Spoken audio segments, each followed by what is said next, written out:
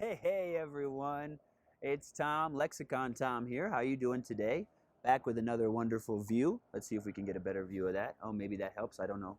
Here it looks like it's much better, the view.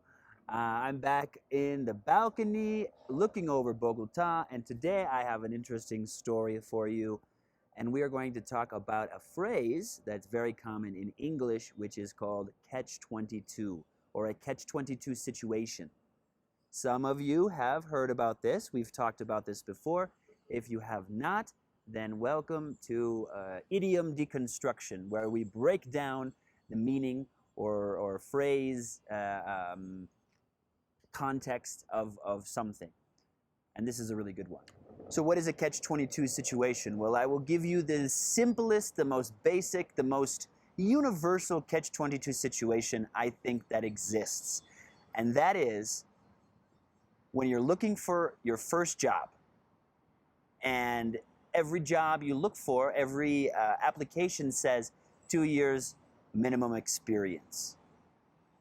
Yet they're looking for an entry level position. They're looking for someone with no experience but a lot of experience. How do you get that experience without getting the job? That is the catch 22 situation. So essentially, it is a set of rules or a paradoxical situation that prevents you from succeeding, from getting out, from escaping, or something that keeps you in a circle, prevents you from success. That's what a catch 22 situation is. The idiom actually comes from an American book, an American novel called Catch 22 about World War II.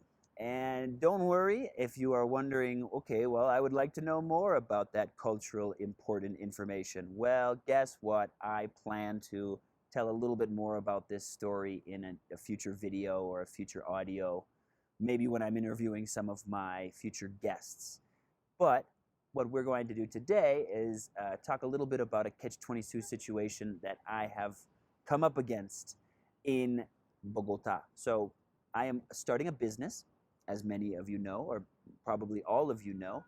And like all countries, this requires a lot of red tape, a lot of bureaucracy, a lot of trips to different organizations and government bodies, the Chamber of Commerce. Actually, the Chamber of Commerce was a relatively swift process. It did not go off with any hitches, or it went off without a hitch, is the phrase. It went off without a hitch. But I cannot say the same for this bank situation. So a little bit of background. So I have a couple of processes in progress. The first and probably the most important is my visa. Now, the visa is obtained, or I get the visa, only after I make an investment, or in other words, a transfer of my investment money into the country, which then qualifies me for this investor business visa. So I have that process. And I really would like to be legal in this country. Living with extensions, like 1 month extensions, is a little bit stressful, a little bit nerve-wracking. So yes, I would like that to happen. However, in order to start that visa process, I have to have the money invested in Colombia. Well, great news. I did that about 4 weeks ago. Okay? So the money, my money, is in the country. It's somewhere over there in the banks. And I have to transfer it over to my other bank, so the company bank account. Basically, I sent it to Allianz, which is an investment bank. They handle international wires, international transfers, and they control this. So they basically exist to be the middleman. If you don't know what the middleman is, that is an intermediary. It is the go-between, the person in the middle that only handles this changing, and they make a lot of money. They make a commission. That is the middleman. So they are the middleman, and they are profiting from my money, my investment into this country. So that is there, right? So now I want to start investing into my studio.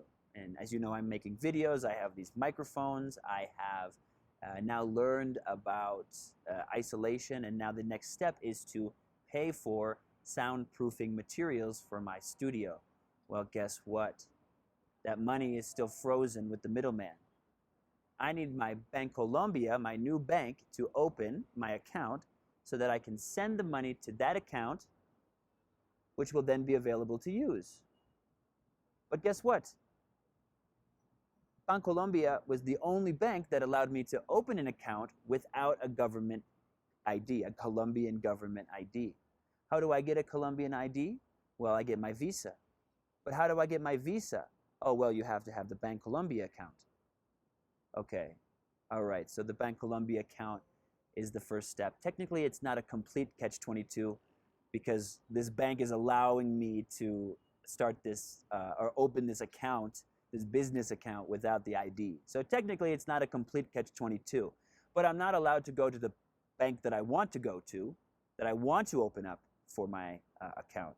But I'm basically stuck until this bank account is open. So on Friday, a few days ago, I succeeded. I opened the account. Hopefully by tomorrow, we'll have the account number open, which will then begin the process for the transfer of the money to the bank, which will hopefully, and this of course, will hopefully trigger the process of sending the money to the bank so that I can then use it and I can pay for my visa and I can be legal here and I can start everything as soon as possible. So that is a little bit of a almost catch-22 situation where the rules were not allowing me to continue. If you haven't talked about this with me before, we're going to talk about this in class. I'm sure you can bring up that you watched this video, and maybe we can talk about some other examples of catch-22 to get a better understanding, to get the better context. So that's where we are now. Thank you so much. I hope you have a wonderful day, and I hope that wasn't too loud, and we'll see about how it sounds in post-production. So thank you so much. We'll talk soon.